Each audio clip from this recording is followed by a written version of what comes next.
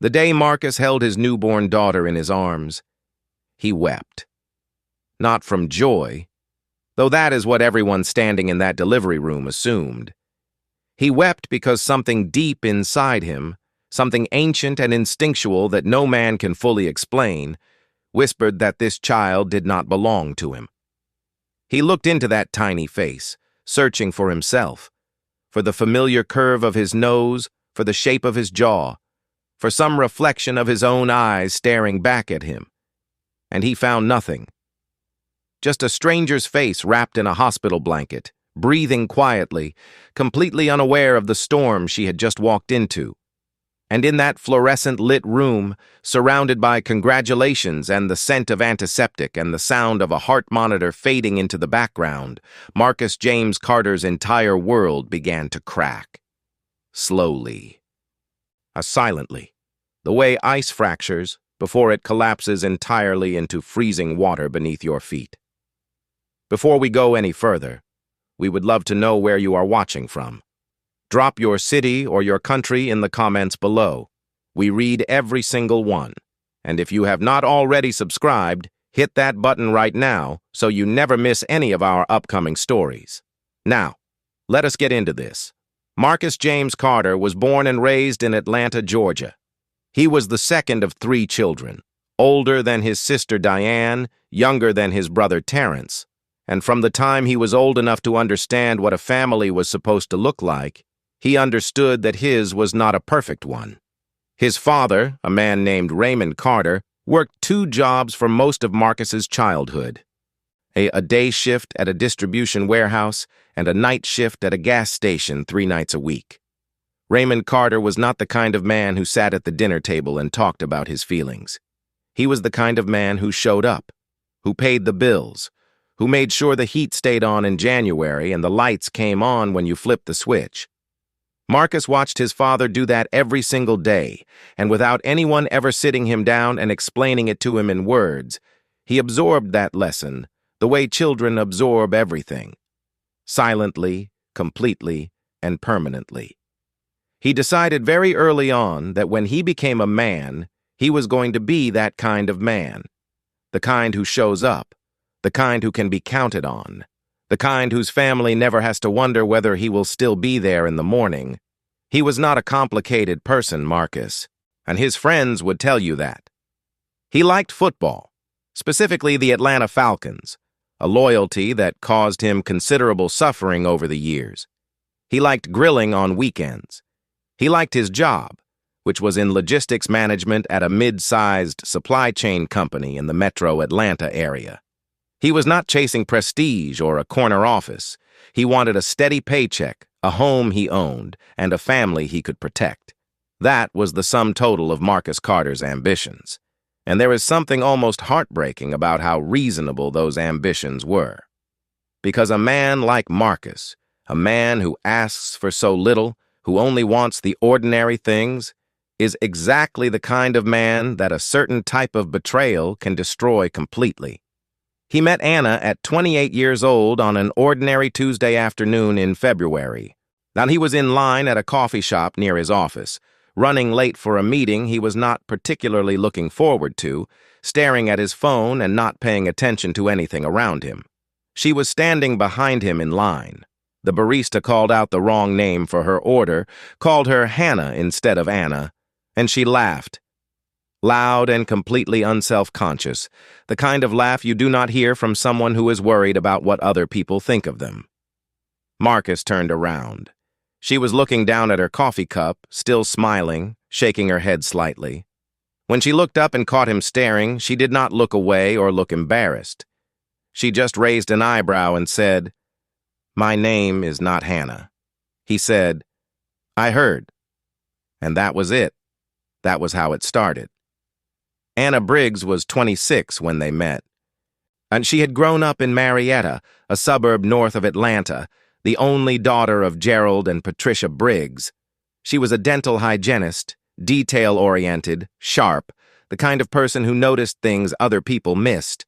She had a wide circle of friends and a genuine warmth that made strangers feel immediately comfortable around her.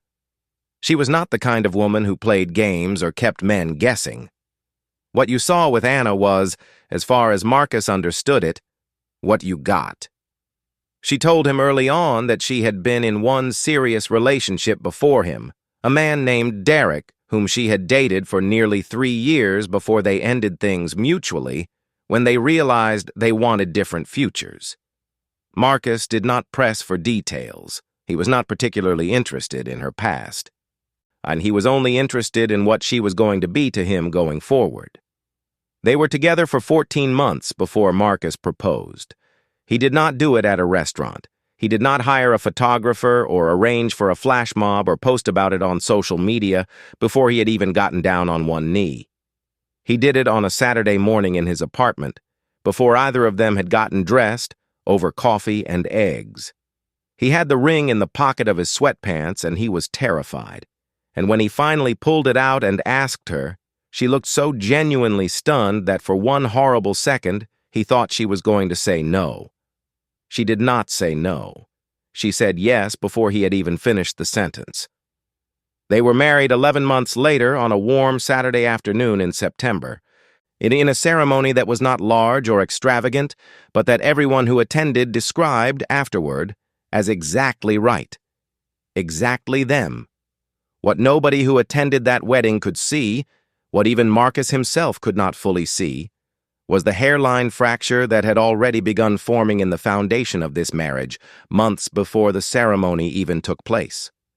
Marriages do not usually end in a single dramatic moment. They end in accumulation, in small absences that pile on top of each other until they become something too heavy to carry. Marcus noticed it, but he could not name it.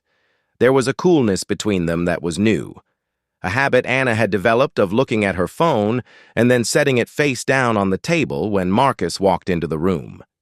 Conversations that trailed off, laughter that felt slightly performative.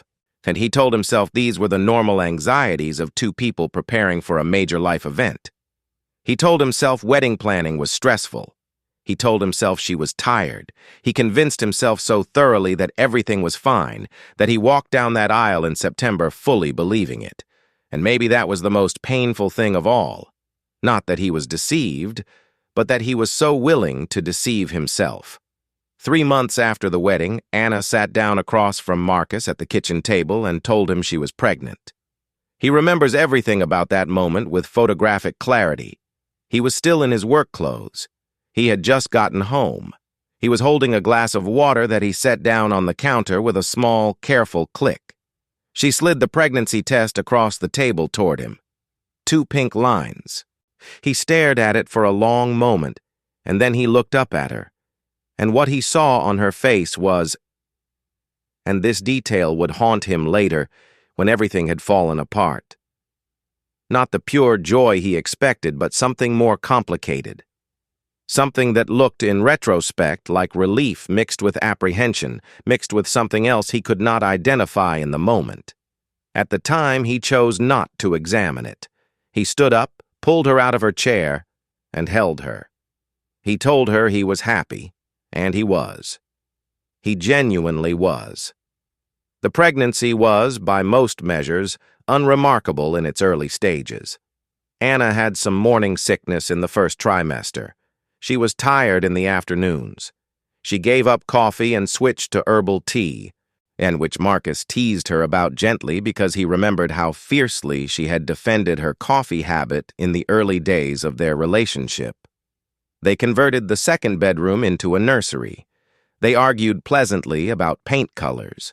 They went to prenatal appointments together, Marcus sitting in the waiting room with other expectant fathers, all of them performing the same anxious, hopeful energy. Everything from the outside looked like the ordinary unfolding of a new family's story. What Marcus did not know, what he had absolutely no reason to suspect, was that the child Anna was carrying was not conceived on a night he could account for. It was not conceived in his home, in his marriage, in the life they were building together.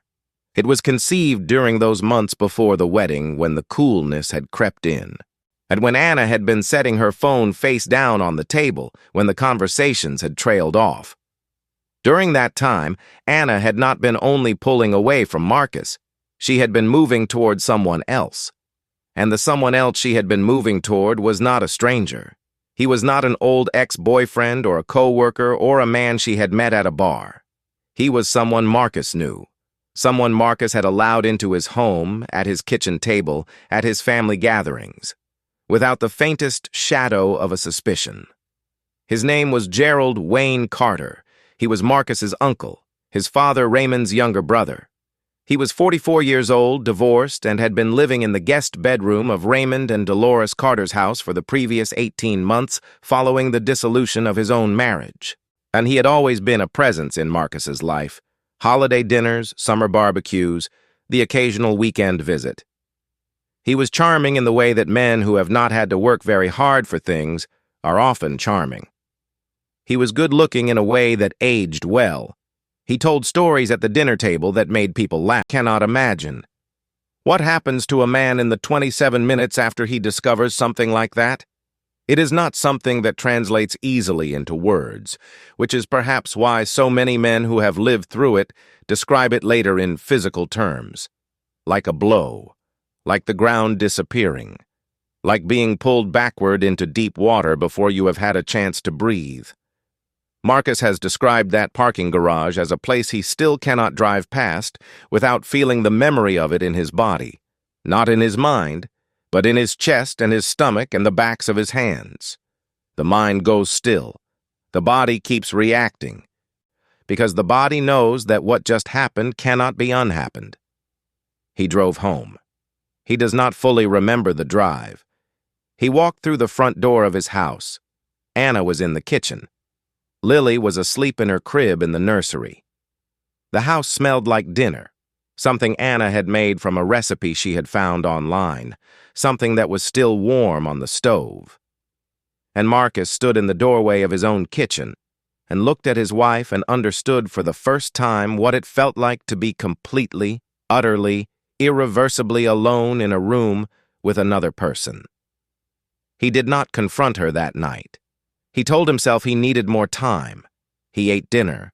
He helped give Lily her bath. He watched television beside Anna on the couch without saying a word about what he now knew. Later, after Anna fell asleep, he sat in the kitchen in the dark for a very long time. He was not crying. He was not angry exactly. The anger would come later, in waves, and it would be enormous when it arrived.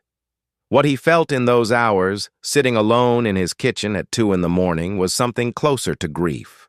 The grief of realizing that the life you thought you were living was not the life you were actually in.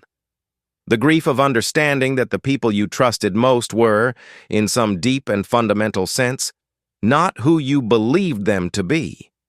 He had 2 confrontations to prepare for, 2 people to face, and Marcus Carter, true to everything his father had built in him, was going to face both of them. He went to his uncle first. He drove to his parents' house on a Thursday morning when he knew his father would be at work. Gerald's truck was in the driveway. Marcus knocked on the door of the house he had grown up in and waited. Gerald answered in a t-shirt and sweatpants, holding a mug of coffee, looking entirely ordinary, entirely unbothered. And the sight of him standing there like that, in the doorway of Raymond and Dolores Carter's home, looking like a man with nothing on his conscience, was the thing that finally broke through the grief and hit the anger underneath. Marcus did not raise his voice. He is very clear about this when he describes it. He did not shout. He did not throw anything. He stepped inside, and he waited for Gerald to close the door. And then he held up his phone with the DNA results pulled up on the screen, and he said, "Tell me the truth right now, or I drive to my father's job, and I show him this, and I let him handle it." Gerald looked at the phone. Gerald looked at Marcus, and Gerald Wayne Carter, who had charmed his way through 60 years of dinner tables and family gatherings, who had a story for every situation and an exit from every corner, looked away. He said nothing. He set his coffee mug down on the hallway table and he looked at the floor. And that silence was the confession. Marcus did not need the words. The silence was its own complete sentence. What came out of Gerald over the next 45 minutes was halting and inadequate, and full of the kinds of justifications that a man reaches for when he has done something indefensible and knows it. He said that it had only happened a few times. He said that it was before the wedding, as though the calendar placement of the betrayal made it more forgivable. He said that he and Anna had agreed it was a mistake and had ended it. He said that he had not known or had not let himself know that Anna was pregnant when the wedding happened. He said that when Lily was born early and Marcus had seemed happy, he had convinced himself that the baby was Marcus's and that everything would be fine. He said he was sorry.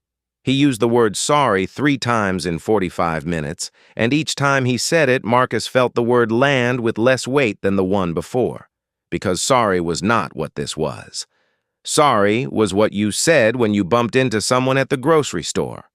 Sorry was not the word for this. There was no word for this, and Marcus stood up. He looked at his uncle, this man he had known his entire life.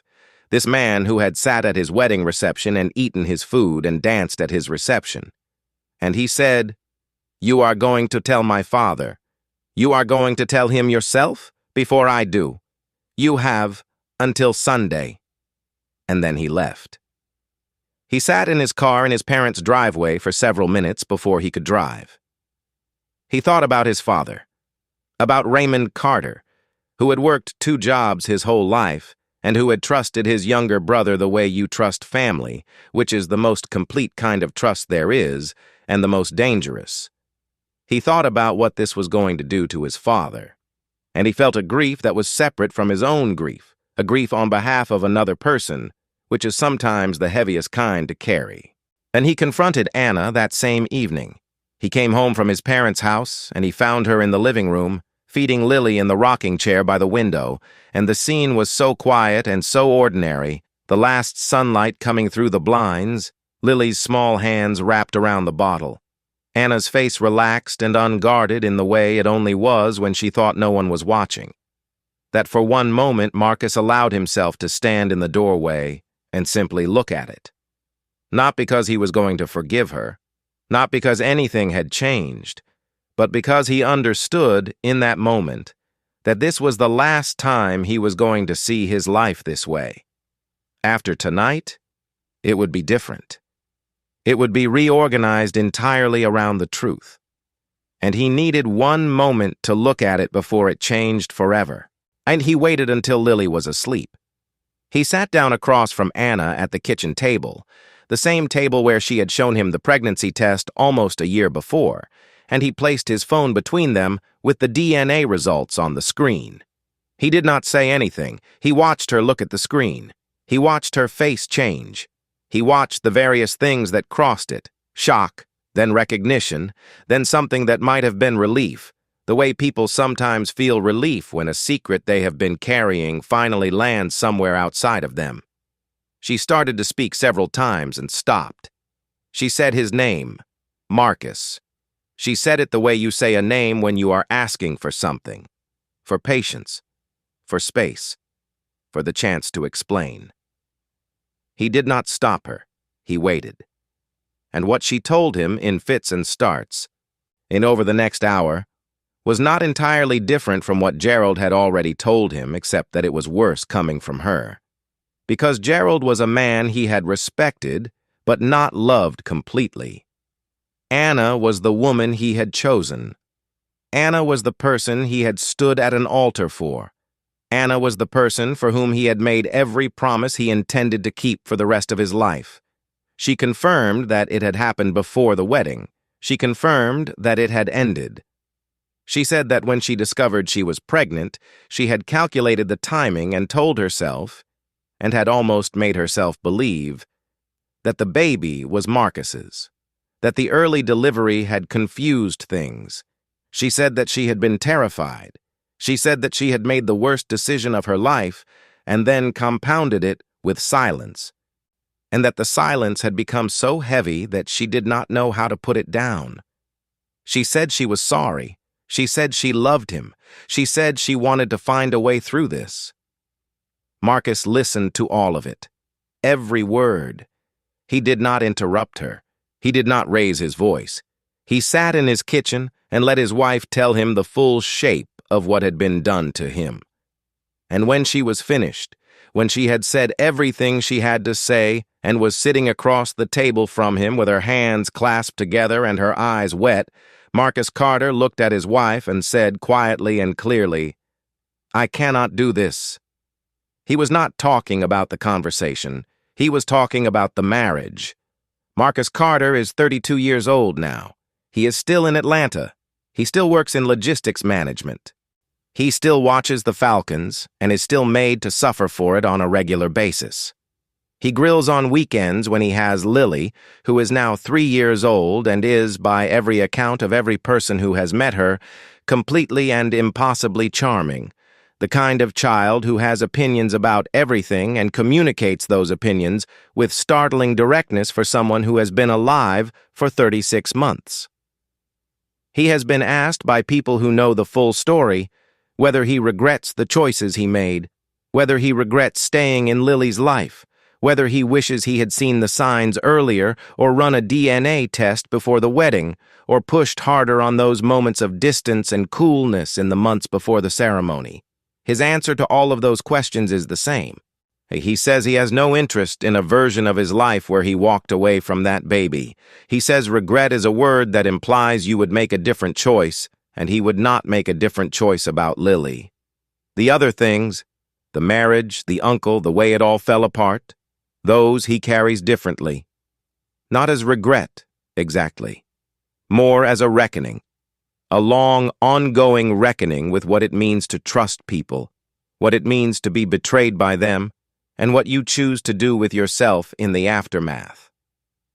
There is a real story behind this one, and it is not unique to one city or one family. In documented cases around the world, men have found themselves in exactly this position. A man in Henan, China, discovered after 13 years of marriage that his 3 daughters had been fathered by his uncle, with whom his wife subsequently moved in after the divorce. A man in Michigan discovered that none of the children he had raised were biologically his, a revelation that destroyed not just his marriage, but his understanding of the preceding decade of his life. In each of these cases, the common thread is not the infidelity itself. Infidelity is as old as marriage, but the particular kind of betrayal that comes from within the family. From someone trusted not because of choice, but because of blood. Because of the assumption, fundamental and rarely examined, that certain people are simply safe. That family is a category that carries its own protection. It does not always carry that protection. And the men and women who discover this truth carry it for the rest of their lives, reorganizing everything they thought they knew about safety and closeness and the meaning of the word home. Marcus would tell you, and has told the people close to him, that the hardest part was not the confrontation. It was not the divorce, or the lawyer, or the holiday gatherings that had to be restructured around an absence. The hardest part was the morning after he found out. Not the night of. The night of was pure shock, pure stillness, a kind of numbness that protected him from the full weight of what had happened. The morning after was different. The morning after, he woke up in his own bed in his own house, and for 1/2 second before full consciousness arrived, he did not remember. And then he did. And the entire thing landed on him fresh, all at once, before he had even sat up. And he lay there for a while and let it. Because there was nothing else to do. Because some things cannot be outrun or outthought or managed. Some things just have to be felt completely before you can stand back up. He stood back up. That is the end of the story, and it is also, in a way, the beginning of it. Because a man who stands back up after something like this does not stand up the same way he went down. He stands up different. He stands up knowing things about himself, about his capacity to absorb pain and keep moving, about the kind of father he is willing to be regardless of biology, about the limits of trust and the specific conditions under which he is willing to extend it again, that he could not have known any other way. The cost of that knowledge was enormous. Whether it was worth it is a question only Marcus gets to answer. And if you ask him directly, if you sit across from him and ask him whether he considers himself a broken man, he will look at you for a moment before he answers. He will take his time, and then he will tell you that he does not.